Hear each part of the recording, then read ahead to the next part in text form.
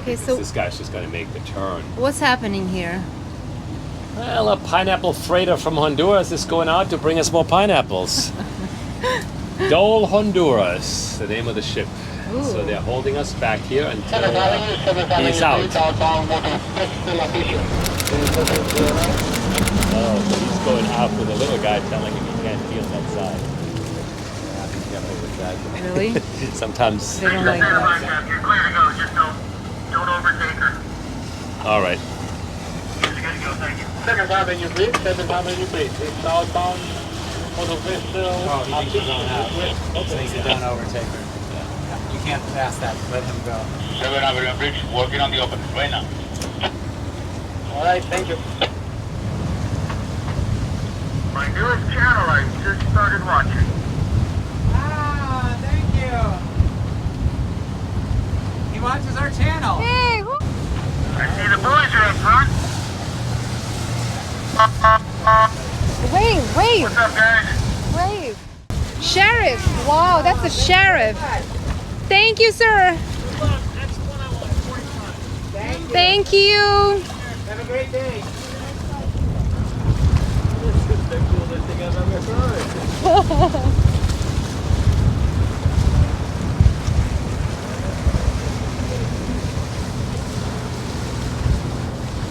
That is awesome, huh? That is awesome.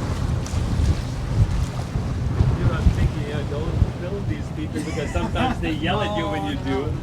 Right. Here he is. Hey, I just started watching your channel. Oh, this is cool. Did you actually get him? I got him. Oh my God! You Watch have so to that- put. You watch have so to put that. microphone doesn't fall off. Yeah, I'm You watching. have to put that clip I on. will, You know, I mean, it's will. not-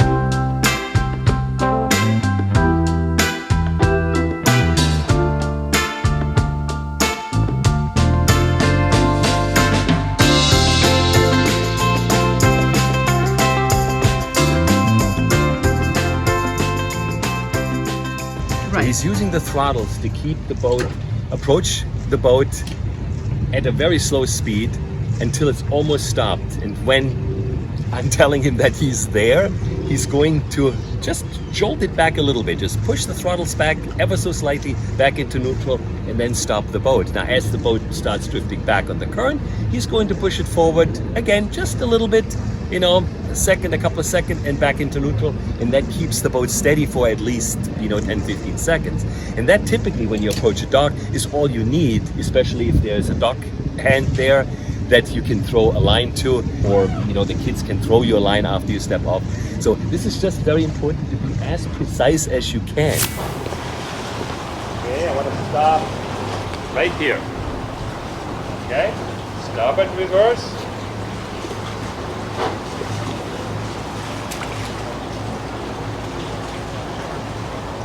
Now you're going forward, go reverse.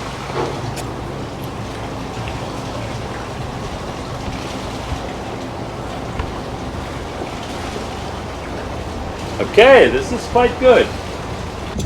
Stop it right there where I only see one antenna. Okay, be prepared to go forward. Okay, and oh man, this is cool. Oh, this is neat.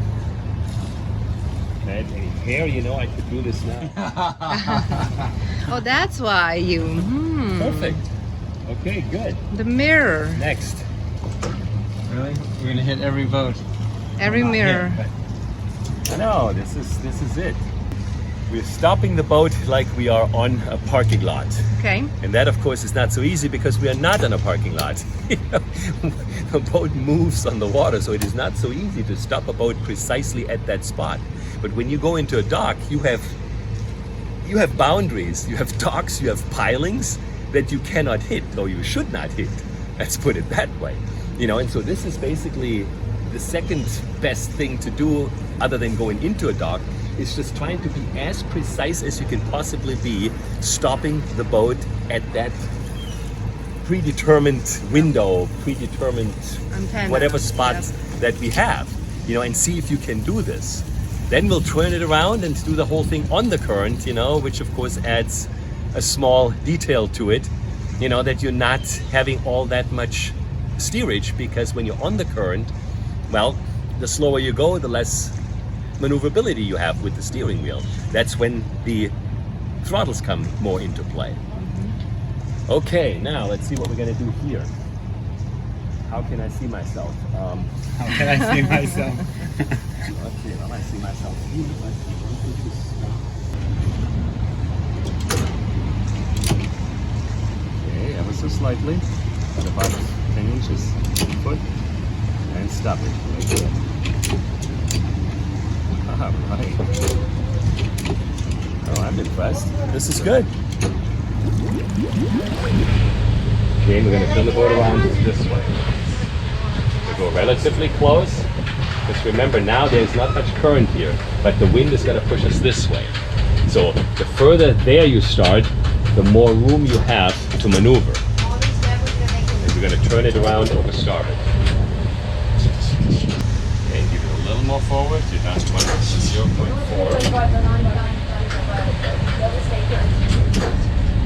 Look around, you know, assess your situation. Now you're starting the turn, you know, and keep in mind it's going to drift you down, you know, so you will have to, once you are perpendicular to the wind, you will have to favor the reverse side, you know, because otherwise you will be drifting towards the screw motor yacht. Okay, turn around. Okay, you might have to go forward a little bit. Okay. Okay, this is beautiful. Okay. So give it a jolt to the back. No, to the right. Okay, here you go. Okay, now this was a literally perfect turn in a tight space. We find out that there's no room at the inn.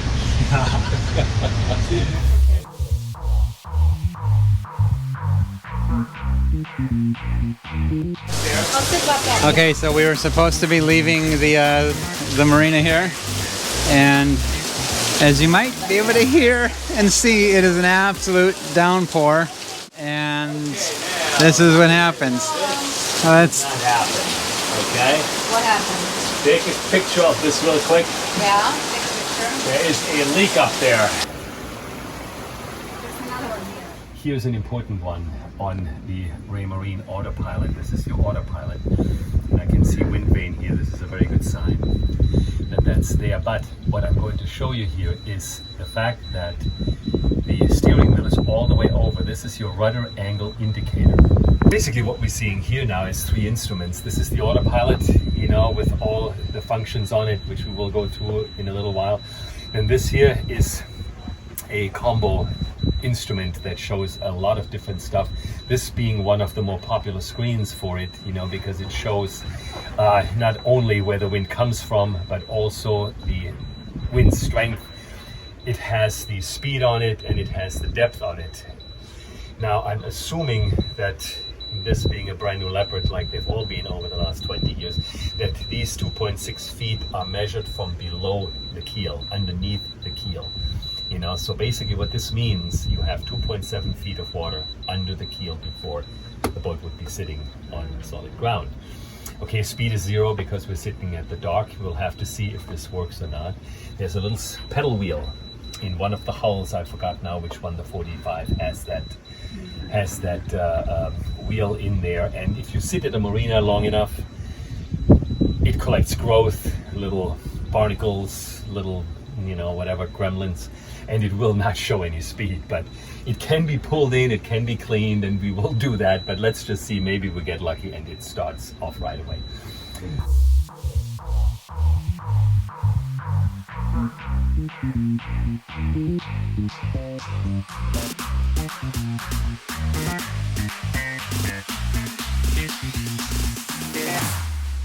Here we go now.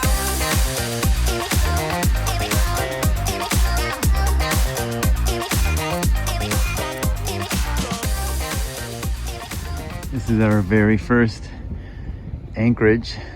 Actually, it's our very first overnight away from the marina where they were working on the boat. So we're still in Fort Lauderdale, but we are on OliLuki.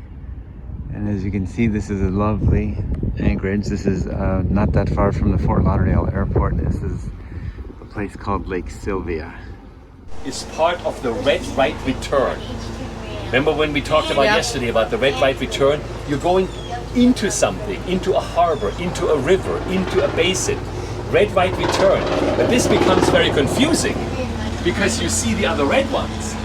Yep. And unfortunately for some people, they think that this red one is part of that red right return already. And well, Oh, they go in there. it's like Columbus discovered the new world. You will discover, a sandbank.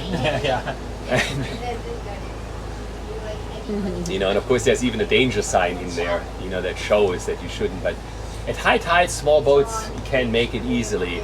We would probably, at 4.5 feet, probably be okay if we don't go too close to the danger marker. But of course, this is the wrong thing to do. And you can see it now clearly. See above the A? Yeah. The little triangle? The triangle, the reflective triangle, denotes the intercoastal markers. So the red is an intercoastal marker, but the green is not. And with that in mind, the red right return starts right here. The green one is basically the first one, and this red one is the first red one. And this is how you go into that river. Okay, that was good. Perfect turn. Now just throttle back. Don't need that much speed. Look at the clock. We've got 15 minutes to get to the bridge, so now you can basically idle this down. It looks awfully shallow. No. This is now, again, basically going out. Remember the red right return? Yeah. You're going out, so the red will be on your port side. My preference is to see the water depth, because I know I have 4.5 feet. But if I look here and it says 9 feet, and I see 2.5, that doesn't tell me anything. Right, you can subtract quickly. I always have to subtract. Right. But since I know at 4.5 I'd be sitting the ground, I see 9, I know I have 9 feet of water here. Always, when you look at the manual, they always give you a max draft for light load and a max draft for heavy load. It's the same thing for your mast. At light load, of course, the mast sticks up higher, and at heavy load, the mast is going to be a few inches lower. It makes no difference on this boat because you can't go under any of the intercoastal bridges anyway. It's not possible. So, okay, now head over to the left. Don't stay too close here. You're seeing that you're getting into the shallow areas now. At the edge of the shallows. Now there is 5 feet, where these guys queen, but you don't know exactly whether you have high tide or low tides. Now, because we know it's high tide just starting to run out, then these become issues. If you're just drifting out too far. Boulevard Bridge, down right on you, give me an opening, please. Okay, head over to the left. This is so you have to kind of envision and make sure that he knows you're coming, because just being there and hovering and circling does not open that bridge. Yeah, there's not much you can do right now. You just have to kind of, hope that this bridge opens now, and so you're looking at, okay, you're already at 11:31, because you have to line the boat up when this thing goes up. But right now you're just going to drift sideways, so just keep it that way, and then we'll maneuver when we get closer if she doesn't open it in time. You know, 'cause you have to get over there if the east one only opens. You know, so you can't straighten it out now. Because this is getting into the middle of the... Oh, She's opening both? Ah, no, see, there's one missing. Ah! How sneaky is that? Yeah, you're doing fine. You know, now remember, you will need throttle once you line this thing up, because you know this is a 5-knot current in that channel between these two bridge fenders here. You know, you will have no steerage whatsoever Would you like to wash your hands, kid? if you're not fast. Thank you, 7 Have a great day. Just keep drifting. You know, then you put it both in forward and you drive it in there with the steering wheel. The cruise idea, what it was our Okay, go. Okay, put throttle on it.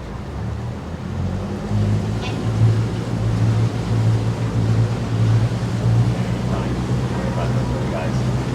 Okay, and now start with the steering wheel lining it up. Okay. Turn. Turn. Thank you so much. We're going to stop here at Sam's for some Back to the fuel. throttle a little bit. For a second. Okay, you're doing fine. Okay, here we go. Done. Yeah. Good job. Good job. All right. Yeah, it's more room than we think, right? Oh yeah, of course. Which is a good thing, but there always is more room than you think, especially in the beginning.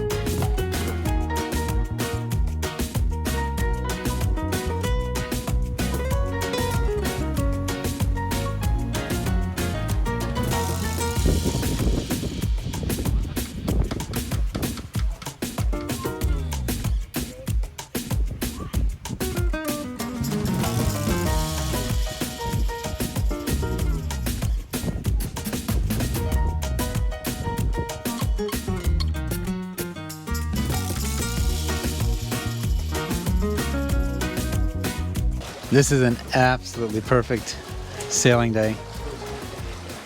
14 to 16 knots of wind. We're on a great, comfortable reach on sails. Low sea state. This is beautiful sailing. So this is Captain Richard Widmann. We decided to have him aboard for the week. You know, even though we know how to sail, this is our first boat ever, and there's no ego in having somebody that is an extremely well-experienced sailor that has sailed the world to come with us, to get us comfortable with our boat, and to bring us up to a good confidence level to go out and do this completely on our own.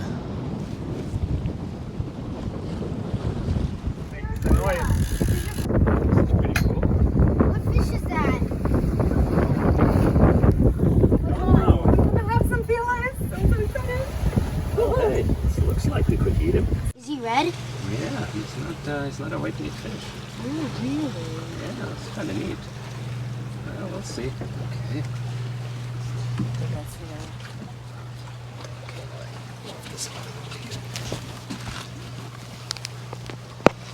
This fish.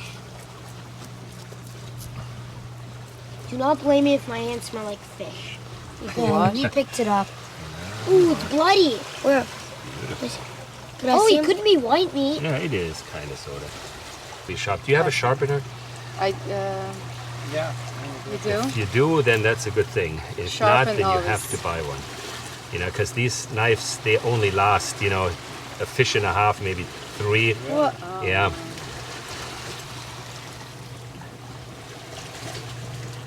Hi, fishy. So happy we caught a fish. I hope it tastes good. Look at that fish. And you're looking at front? Look at him. Does that look disgusting? No, it's part of it. I mean, Do you think that looks disgusting? what do you think it looks like, you know, when a pork chop is made? Yeah, you think it looks any You know, you better? don't want to know that. Look at That all the fish heart. guts. That's all the guts, the liver, the intestines. You know, and then you just stick it in there, you know, and you just do one of those. Right. You know, and this side is already open, and this one here, you know, that just slide it open, and then, you know, the rib cage here allows you to go up, and you know, that's the end of it.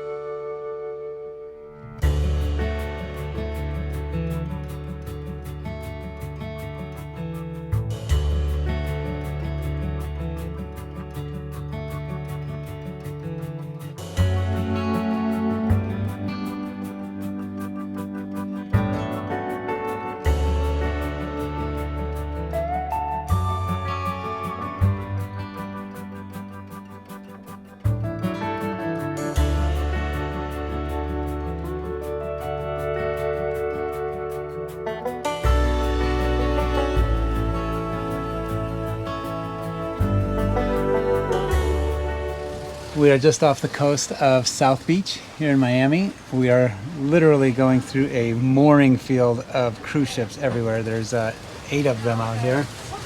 Everywhere you look, there's cruise ships parked.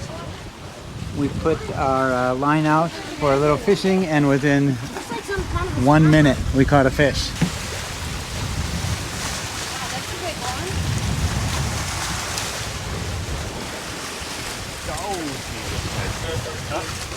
Once he's behind, once he's inside the net thing, just push the net down.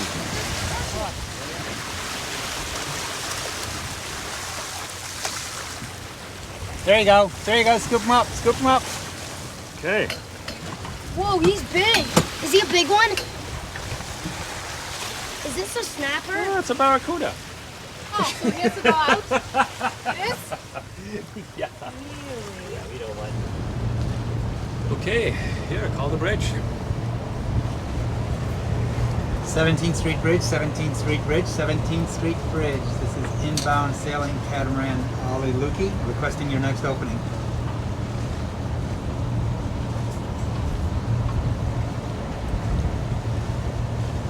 Watch that, Captain. This is 17th Street. The next lift, sir, will be 4:30. 4:30, thank you. All right. Now just go into idle speed and wonder why you were here so early. What time is it now? We have 6 minutes. Ooh. 4:24. Okay, now just head on into the channel.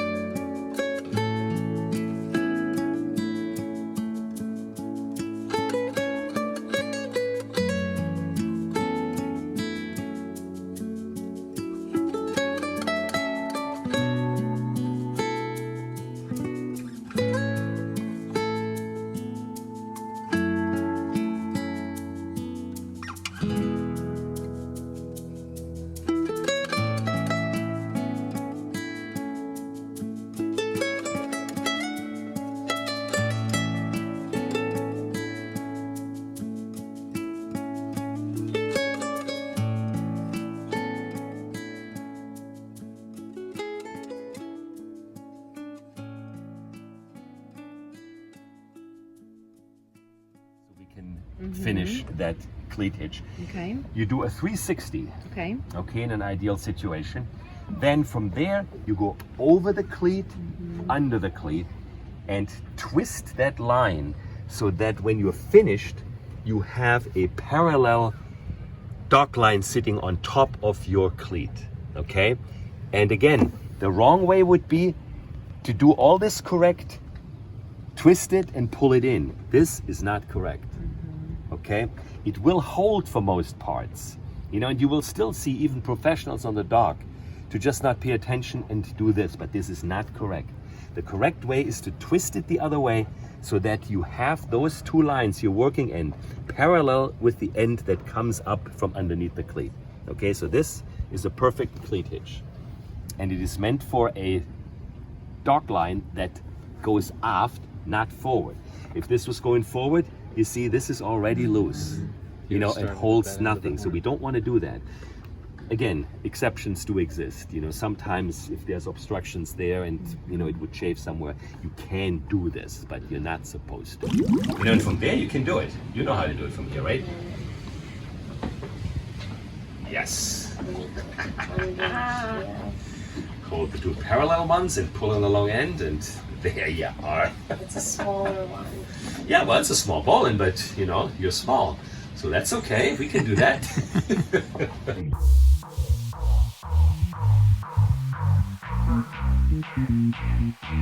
All right, here's where I had to park. Squeezed in between this, basically curbside car parking with a boat. Our bowsprit nearly put us into the boat in front of us. We nearly clipped the bowsprit on the 50 on our way in because this is the channel that had to come through and then put us in here. Oh, that was, I lost 10 years of my life.